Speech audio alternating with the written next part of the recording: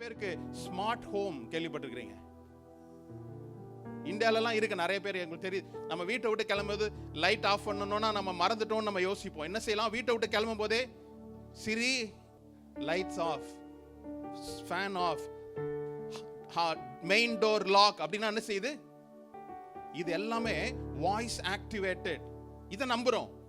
ஆனால் இந்த உலகமும் கூட வார்த்தையினால் கட்டமைக்கப்பட்டது. எத்தனை பேருக்கு புரியுது? நீங்களும் நானும் பேசக்கூடிய வார்த்தையின் அடிப்படையில் இந்த உலகம் ஆக்டிவேட் ஆயிருக்குது.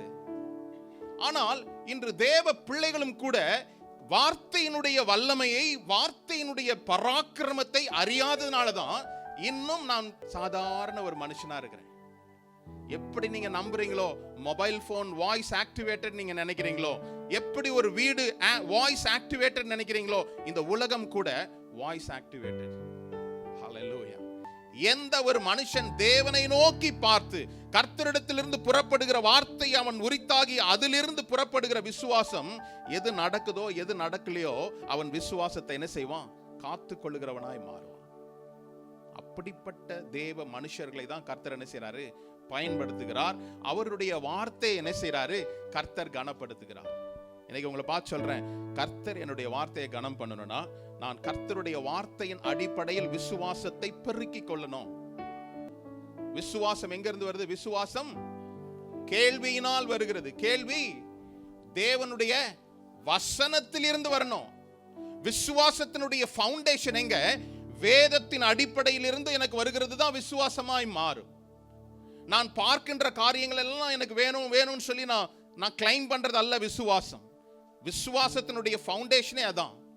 நான் ஒரு பொருள் சார்ந்த காரியத்தில் விசுவாசித்தேன் என்றால் அதை பெற்றுக்கொண்ட பிற்பாடு அந்த விசுவாசம் அதோடு என்ன செய்யும்? முடிந்து போயிடும். நாம் பேசக்கூடிய வார்த்தைகள் இட்ஸ் பவர்ஃபுல், வல்லமை உள்ளது, ஆற்றல் உள்ளது. இட் கிரியேட்ஸ், உருவாக்கும். நீங்க பேசுகிற வார்த்தைகள் உருவாக்கும். அதை நல்லா ஞாபகம் வச்சுக்கோங்க. பிதாவாகிய தேவன் பேசுகிற வார்த்தை, பேசப்பட்ட வார்த்தை, ஸ்போக்கன் வேர்ட் இட்ஸ் ஜீசஸ். அந்த வார்த்தையை செயல்படுத்துகிற ஆற்றலை பரிசுத்த ஆவியானவர் என்ன செய்றாரு? செயல்படுத்துகிறார். இன்னைக்கு கர்த்தர் என்னோடு கூட இருக்கிறார். நான் எப்படி இயேசுவானவர் பேசிய ஒவ்வொரு வார்த்தையும் ஒரு பிதாவாகிய தேவன் கனப்படுத்தி அதை செயல்படுத்தினாரோ, இயேசு கிறிஸ்துவானவர் எனக்குள்ள இருக்கிறாரு, பிதாவாகிய தேவன் அந்த அதிகாரத்தை எனக்கு தந்திருக்கிறாருன்னு சொல்லி நீங்க பேசுகிற வார்த்தை, அது எங்க இருந்து ஆரம்பிக்கணும்? தேவனுடைய வசனத்தினால தான் எனக்கு விசுவாசம் எனக்கு என்ன செய்யும்? வரணும் அப்படின்றத நான் அறிந்து கொள்ளுகிறவனா இருக்கணும்.